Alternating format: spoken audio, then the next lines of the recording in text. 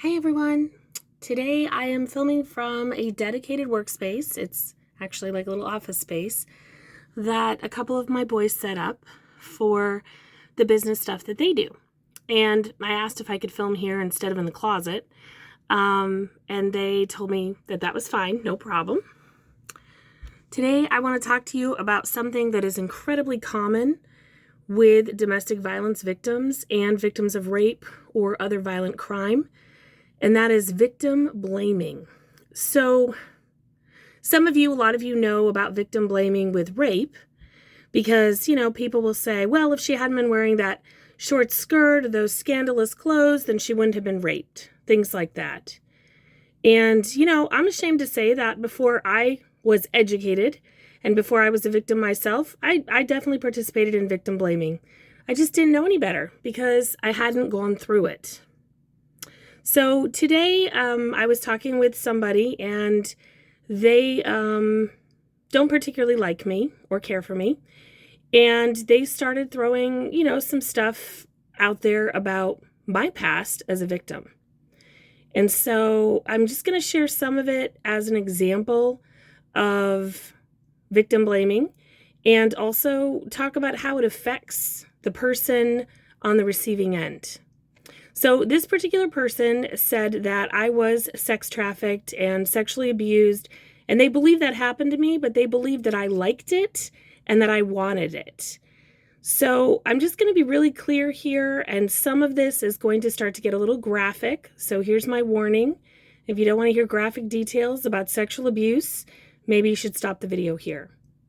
The first thing is, years ago, I had a little boy disclose to me that he was molested. And of course, we contacted, the authorities, and we made sure this little boy was getting counseling. And the perpetrator was another kid. So, had to be dealt with within the juvenile system and not, send them to jail, but was dealt with. But I just want to share this because I think it brings an interesting point. So this little boy, when he was disclosing, he was probably like 6 years old, 7 years old. And he told me that it felt good when so-and-so, I won't say the name, poked him in the butt with his penis.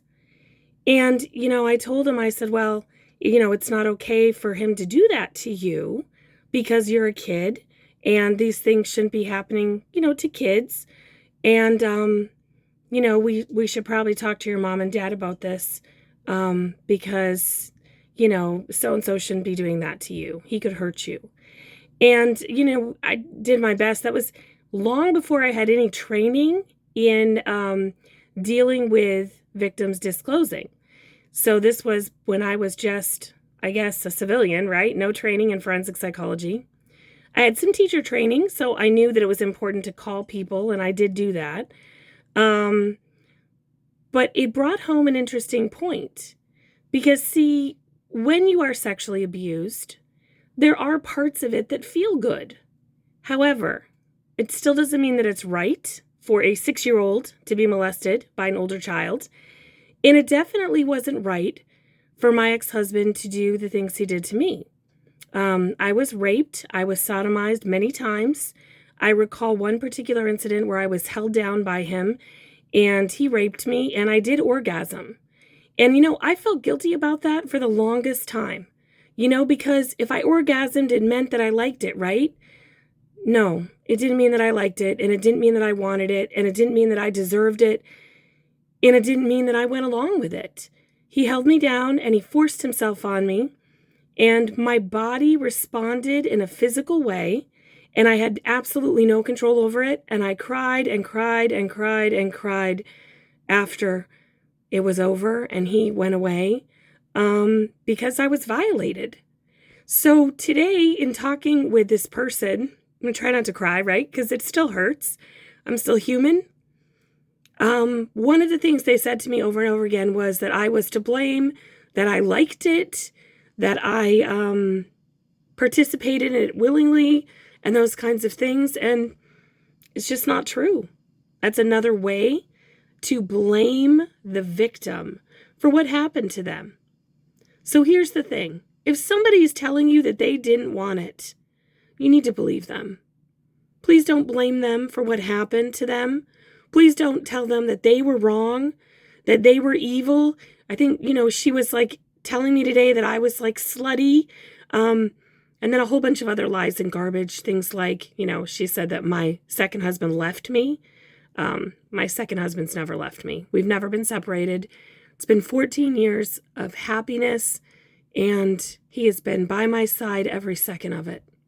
So, I just wanted to make this video because I felt it was really important to say, please don't blame victims.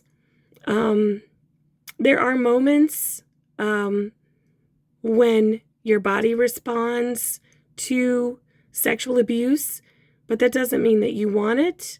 That doesn't mean that you deserve it. And that doesn't mean that it's the right thing. And I want all of you who've been victims to be free of that.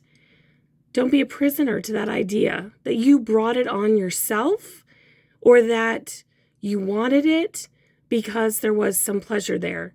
Our bodies are designed to respond to things, physical things, in a certain way.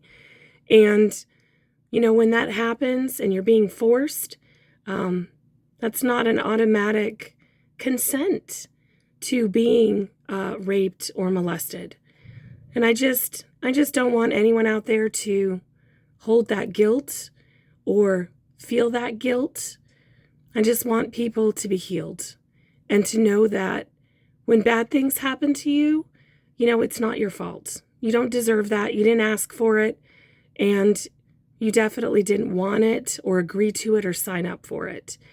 And people who are saying those things to you, they have no idea. They haven't been victimized, or they're just using it as a way to try to hurt you and get inside your head. So this is me signing off and letting you know, that person did not get inside my head. I know my truth. I know that I never wanted any of it. All I wanted was to be loved the right way by my husband, and that was something that didn't happen with my ex-husband. But for the past 14 years, I have been loved the right way by a wonderful man, and I'm very happy, and I'm very grateful. Peace to all of you, and if I can do anything to help any of you, please reach out. Thank you.